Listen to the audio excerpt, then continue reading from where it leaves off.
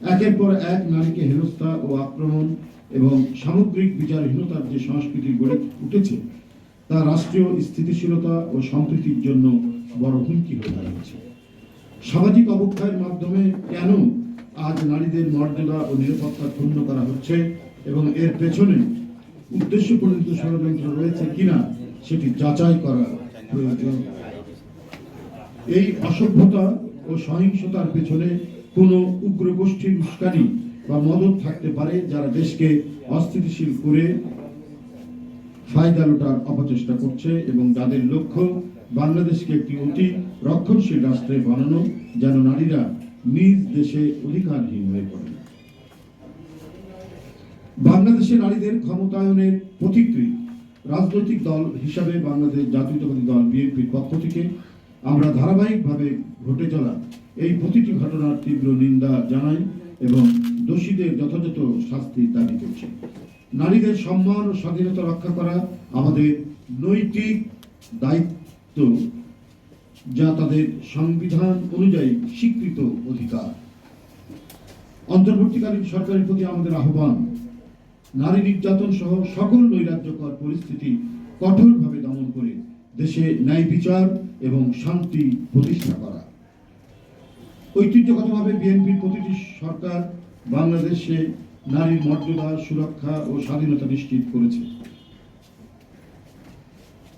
আজকে বাংলাদেশেও আমরা নারীর ক্ষমতায়নের দায়বদ্ধতাকে ধারণ করে সমাজের সকল মা, স্ত্রী, বোন ও কন্যাদের উৎকর্ষ সাফল্য ও নিরাপত্তা পুনরুদ্ধার করতে বদ্ধপরিকর। বিএনপি বিশ্বাস করে একটি আধুনিক ও উদারতান্ত্রিক বাংলাদেশ গড়তে হলে লিঙ্গ, বয়স, পেশা নির্বিশেষে প্রতিটি নাগরিকের ব্যক্তিগত নিরাপত্তা ও মানবিক বিকাশের অনুকূল পরিবেশ নিশ্চিত করতে হবে। আন্তর্জাতিক নারী দিবসের এই গুরুত্বপূর্ণ দিনটিতে আমরা সরকারকে স্মরণ করিয়ে দিতে চাই যে নারীদের প্রতি সকল প্রকার বিদ্বেষ ও সহিংসতাকে রুখে দিতে এবং আইন শৃঙ্খলা ব্যবস্থাকে সুসংহত করতে দৃঢ় ও কার্যকর পদক্ষেপ গ্রহণ করা বর্তমান সময়ের দাবি। শহীদ, সুপ্রিয় সাংবাদিক বন্ধুরা, শহীদ প্রেসিডেন্ট জিয়াউর রহমান বাংলাদেশে নারী ক্ষমতায়নের স্থপতি। স্বাধীনতার ঘোষক শহীদ প্রেসিডেন্ট জিয়াউর রহমান নারীর ক্ষমতায়নে বাংলাদেশে সর্বপ্রথম অগ্রণী ভূমিকা রেখেছেন। তিনি 1976 সালে জাতীয় মহিলা সংস্থা প্রতিষ্ঠা করেন এবং সামাজিক সংস্কারের মাইল ফলক হিসেবে 1978 সালে মহিলা ও শিশু বিষয়ক মন্ত্রণালয় স্থাপন করেন। তিনি প্রথমবারের মতো পুলিশ ও আনসার বাহিনীতে নারীদের নিয়োগ করেন। সরকারি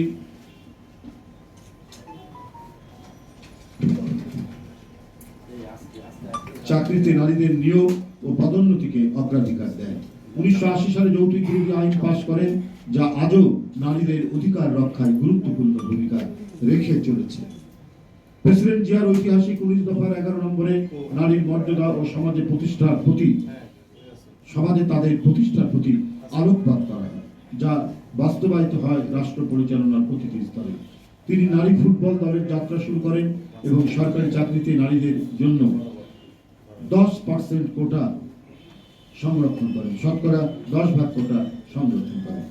নারীর অর্থনৈতিক উন্নতির জন্য সেলাই, বুনন, হাঁস মুরগি পালনের নানা কর্মসূচি গ্রহণ করেন।